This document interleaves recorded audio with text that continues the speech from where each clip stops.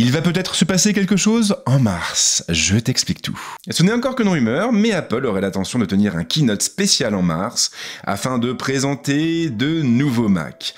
Des Mac que l'on attendait plus tôt l'année dernière, mais qui nous ont fait défaut. Et autant dire que la firme n'aurait pas fait les choses à moitié, il faudrait effectivement s'attendre à ce qu'elle rafraîchisse pas moins de 3 gammes. Ce keynote serait donc l'occasion pour elle d'introduire le Mac Mini M2 Pro, le MacBook Pro 14 et 16 pouces M2 Pro et M2 Max, et bien sûr le MacBook Air M2 Pro avec un écran de 15 pouces. Autant dire qu'on risque d'en avoir pour notre argent. De l'argent qui partira dans les poches d'Apple. Et qui quittera donc notre compte en banque. Tragique destin. Le Mac Mini occupe un rôle double. Il est en effet le plus compact et le moins cher de tous les Mac. C'est donc la machine rêvée pour les entreprises à la recherche d'un poste bureautique ou même pour les particuliers qui n'ont pas forcément de très gros besoins. Mais ça, c'était avant, car depuis le passage sur une puce M1, le Mac Mini s'est envolé. Désormais, il peut tout faire. Bureautique, consultation en ligne, retouche photo, montage vidéo, car oui, on peut monter des vidéos sur un Mac propulsé par une puce M1. Je l'ai fait pendant 6 mois et je n'en suis pas mort. Et justement, avec ce nouveau keynote, Apple pourrait frapper fort, mais genre vraiment très très fort, en lançant un nouveau Mac Mini propulsé par une nouvelle puce Apple Silicon, le M2 Pro. Et donc une puce beaucoup plus puissante que celle que l'on trouve actuellement à bord du Mac Mini. Une puce qui permettrait à la petite machine d'entrer dans une toute nouvelle ère et de répondre finalement à 90% des besoins des consommateurs. La question que l'on peut se poser en revanche, c'est si ce Mac Mini viendra compléter la gamme ou remplacer le modèle actuel. Il faut en effet rappeler que le Mac Mini qui est aujourd'hui présent au catalogue de la firme est proposé à 799 € avec une puce M1. Et quelque chose me dit que le passage sur une puce M2 Pro pourrait faire augmenter les prix. Mais voilà, un Mac Mini proposé autour des 1000 € serait du même coup beaucoup moins séduisant. On peut imaginer plusieurs solutions, mais en ce qui me concerne, je verrais bien un Mac Mini M1 conservé au catalogue avec un prix plancher un peu plus bas, ou pourquoi pas un Mac Mini M1 remplacé par un Mac Mini M2 avec en prime un Mac Mini M2 Pro pour les besoins les plus exigeants, plutôt pour les utilisateurs les plus exigeants. Besoin, utilisateur, difficile de faire son choix. Mais le Mac Mini ne serait pas le seul à bénéficier d'une refonte. Cet événement pourrait également être l'occasion pour la marque de dévoiler 2 nouveaux ordinateurs portables, et plus précisément un nouveau MacBook Pro et un nouveau MacBook Air. Pour le premier, ce sont les modèles 14 et 16 pouces qui devraient avoir le droit à une refonte, le modèle de 13 pouces ayant déjà été mis à jour en fin d'année dernière. Il est effectivement passé sur une puce M2. Alors sans surprise, le look de ces machines ne devrait pas beaucoup changer. Les efforts de la marque auraient principalement porté sur leur puce. Ces nouveaux MacBook Pro seraient donc propulsés par une puce M2 Pro ou M2 Max suivant le modèle choisi. Pour le MacBook Air, les choses seraient assez différentes. Il faudra en effet s'attendre à une toute nouvelle diagonale, 15 pouces. L'ordinateur gagnerait donc en surface d'affichage. Et bien sûr, il devrait être animé par une puce M2 Pro. Alors je vous avoue que l'idée d'un MacBook Air de 15 pouces me plaît beaucoup. J'ai travaillé pendant des années sur un MacBook Air 13 pouces, un des premiers modèles.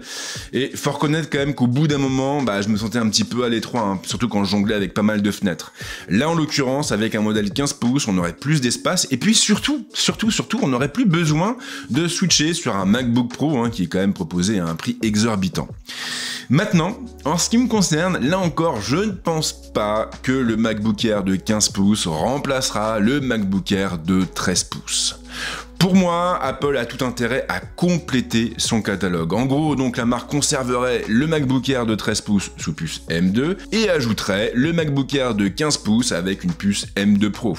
Un MacBook Air qui serait bien entendu proposé un petit peu plus cher, genre 400-500 € de plus. Et donc juste en dessous du premier MacBook Pro de 14 pouces. Pour moi, ce serait vraiment la stratégie rêvée parce que du même coup, ça permettrait à Apple de s'adresser à un nouveau public. Des gens qui recherchent une grande diagonale, de la puissance, mais qui n'ont pas 2500 € à claquer dans un ordinateur portable. Ensuite, bien sûr, il y a le Mac Pro.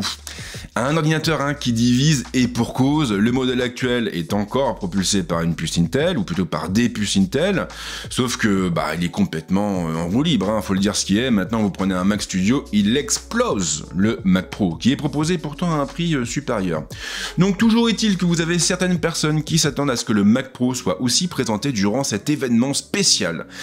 Et vous en avez d'autres qui pensent que ce ne sera pas le cas. Alors moi je vais éviter de faire des pronostics parce que généralement quand j'en fais je me plante, mais il faut reconnaître que pour moi, présenter un Mac Pro en plus du nouveau Mac Mini, en plus des nouveaux MacBook Pro 14 et 16 pouces, en plus du nouveau MacBook Air, ça fait un petit peu beaucoup.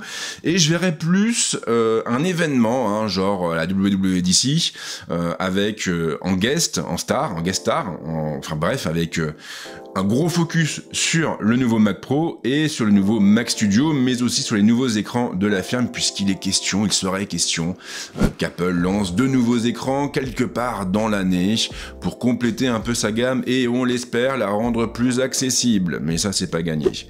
Donc pour moi, le Mac Pro pourrait faire l'objet d'un événement à part avec le Mac Studio et avec les écrans. Ce serait beaucoup plus logique que d'ajouter le Mac Pro à l'offre actuelle et à ses différentes machines. Maintenant, on le sait, Apple n'est pas toujours très logique dans ses décisions, et puis surtout, la firme doit composer avec les impératifs liés à la production.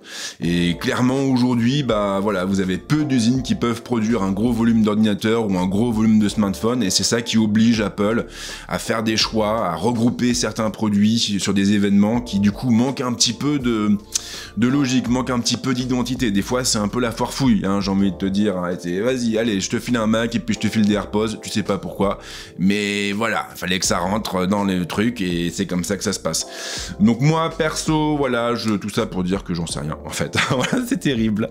J'ai combien de temps que je parle? 2 minutes pour dire que je ne sais rien. Voilà, comme Socrate, tout ce que je sais, c'est que je ne sais rien. Et alors après, que va-t-il se passer dans les années à venir? Eh bien, si le monde ne disparaît pas dans un torrent enflammé, Apple pourrait nous réserver 2 ou 3 surprises. Alors là encore, vraiment, prenez des grosses pincettes, se projeter sur 1 an, sur 2 ans, c'est un petit peu compliqué, mais vous avez quand même des analystes qui s'essayent à cet exercice périlleux comme Ming-Chi Kuo qu'on ne présente plus. Donc d'après lui, il faudrait s'attendre en 2024, donc l'année prochaine, à ce qu'Apple lance enfin des MacBook Pro avec des écrans OLED. Donc ça, c'est quelque chose, c'est une rumeur qu'on entend depuis 5 ans, à peu près, 5 ans. Et ça fait donc 5 ans qu'on nous dit qu'on va avoir des MacBook Pro OLED, mais jusqu'à présent, la marque n'a toujours pas franchi le pas. Donc l'année prochaine serait l'occasion, vraiment, de donner corps à la rumeur et de lancer des MacBook Pro avec des écrans OLED. On les imagine très bien définis, très lumineux, des contrastes infinis, magnifiques, plein de superlatifs, révolutionnaires, incroyables, bref, des écrans incroyables, géniaux, et qui nous pousseront bien sûr à racheter des MacBook Pro, même si nous n'en avons pas vraiment besoin. Et puis surtout, et ça c'est vraiment une rumeur qui m'amuse, en 2025, vous avez pas mal de gens qui évoquent le lancement. Je prends un air un peu mystérieux, le lancement d'un MacBook Pro avec un écran tactile. Alors pourquoi ça me fait sourire, pourquoi ça me fait rire à gorge déployée? Eh bien tout simplement parce que je revois encore Steve Jobs en train de dire « Écoutez les mecs, vous êtes bien gentils, on a lancé un iPad, c'est cool, mais on n'a pas du tout l'intention de lancer un Mac avec un écran tactile parce qu'un Mac est un Mac et n'est pas un iPad !» Sauf que voilà, aujourd'hui Steve Jobs n'est plus et Apple a poursuivi sa propre voie. Et je crois que le meilleur exemple en fin de compte c'est celui de l'iPhone. Là encore, vous aviez Steve Jobs qui était toujours là à dire écoutez, il faut des petits écrans, il faut qu'un smartphone, quel qu'il soit, puisse être utilisé avec une seule main, sans qu'on ait besoin de se contorsionner le pouce, de se le déboîter, ce qui est pas hyper esthétique. Et donc Steve Jobs, lui, préférait partir sur des diagonales assez petites, des diagonales autour des 4,7 pouces. Sauf que maintenant, on le voit bien, quand même, nos iPhones se sont beaucoup agrandis, et ça a été plutôt profitable aux affaires d'Apple, parce que oui, aujourd'hui, les gens s'en foutent un peu de pouvoir utiliser un smartphone avec une seule main. Alors, vous en avez pour qui c'est important, mais pas des masses, quoi. En gros, les gens veulent de grandes diagonales, parce qu'ils consomment différemment, parce qu'ils consomment d'autres contenus, parce qu'ils consomment des films, des jeux, et que forcément, des films et des jeux sur un écran de 4,7 pouces, c'est pas ouf. Tout ça pour dire que Apple ne suit pas forcément la trajectoire qui avait été initialement définie par Steve Jobs et que finalement un MacBook Pro avec un écran tactile, bah oui, pourquoi pas. Pourquoi pas, d'autant plus que vous avez macOS et iPadOS qui ont entamé un grand rapprochement ces dernières années, un gros rapprochement même. Et voilà, et même s'il n'est pas encore question d'une fusion entre les deux systèmes, entre les deux plateformes, du moins pas officiellement, bah clairement vous avez des fonctions que l'on retrouve sur l'un et sur l'autre, comme Stage Manager par exemple, qui est assez adapté au tactile. Voilà, donc là pour le coup, je me dis qu'un MacBook Pro avec un écran tactile, pourrait finalement avoir sa place au catalogue de la firme.